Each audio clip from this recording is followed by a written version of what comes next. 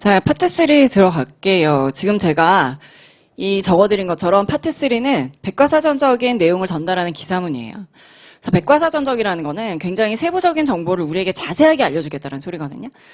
그래서 지문의 흐름보다는 각 단락이 어떤 세부적인 내용을 전달하고 있는지를 찾는 게 훨씬 더 중요해서 파트 1이랑 2처럼 제가 굳이 단락의 흐름을 여러분에게 설명드릴 필요는 없는 것 같아. 그래서 이제 여기에 파트 3가 어떤 내용을 여러분들에게 전달하고 있는 파트인지만 알려드리는 거고, 그리고 바로 지문으로 가볼게요. 자, 휴먼 메모리가 파트 3 제일 처음의 제목인데, 지금 67번 질문 가서 보시면 이 지문의 주제가 무엇입니까? 라고 되어 있죠.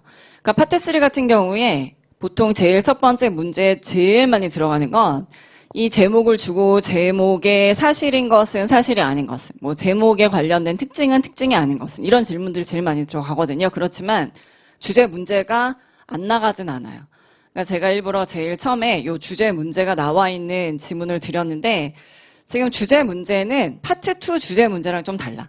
왜냐하면 파트 2의 주제 문제 같은 경우는 그 제목 자체가 주제를 거의 다 얘기를 해줘요. 그래서 지문 전체 실험의 결과를 얘기해주고 있는 거기 때문에 여러분이 제목 읽으시고 첫 번째 단락에서 그 제목 부연 설명하고 있는 문장만 읽으면 어렵지 않게 주제 문제를 고를 수 있거든요. 근데 오히려 파트 3 같은 경우는 제목 자체가 파트 1처럼 그냥 어떤 단어 하나가 딱 들어가 있어요. 그러니까 그 단어에 관련된 내용이긴 하지만 주제 문제를 풀 때는 이 제목만 가지고 정답을 고르기에는 좀 부족하지. 그 단어에 관련된 어떤 내용으로 지문이 흘러가는지는 정확하게 모르기 때문에 주제 문제를 풀 때는 제목만 가지고는 풀 수 없어요. 자, 그래서 실제 시험의 주제 문제가 지금처럼 제일 처음에 들어간다라고 했을 땐 사실은 다른 문제들을 다 푸시고 난 다음에 그러면 각 단락을 읽으면서 해당되는 문제 근거를 찾아서 내용 이해가 될 거잖아요. 그래서 그렇게 다른 문제들을 쭉 풀고 나서 주제 문제를 맨 마지막에 푸시는 게 정답률이 제일 높아요. 지금은 저랑 수업을 하니까 일단 67번부터 보면서 주제 문제를 고를 때 어떤 식의 지문의 흐름을 찾아야 되는지를 좀 같이 볼게요. 자, 일단 제목은 휴먼 메모리고 이제 첫 번째 단락 가시면 인간의 기억력은 일반적으로 여겨지기를 68번. 자, 질문 보시면 다음에 어떤 것이 사실입니까? 라고 들어가 있죠. 우리가 문제 풀 때 일단 기본적으로 뭐 앞에는 주제 문제였으니까 이제 좀 예외라고 치고 그 다음에 해당되는 문제들을 풀 때는 질문에 있는 내용을 지문에 가서 찾아갔잖아요.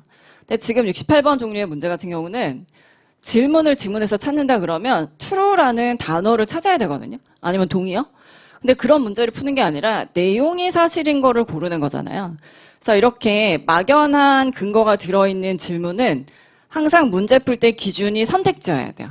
기준이 선택지라는 건 질문을 찾아가는 게 막연하니까 선택지에 있는 내용을 지문에 찾아가서 바로바로 오답이고 정답이고를 체크를 하셔야지 지문 다 읽고서 문제 풀기는 힘들어요. 하나씩 가볼게요. 자, 1번 가시면 휴먼 메모리 인간의 기억력은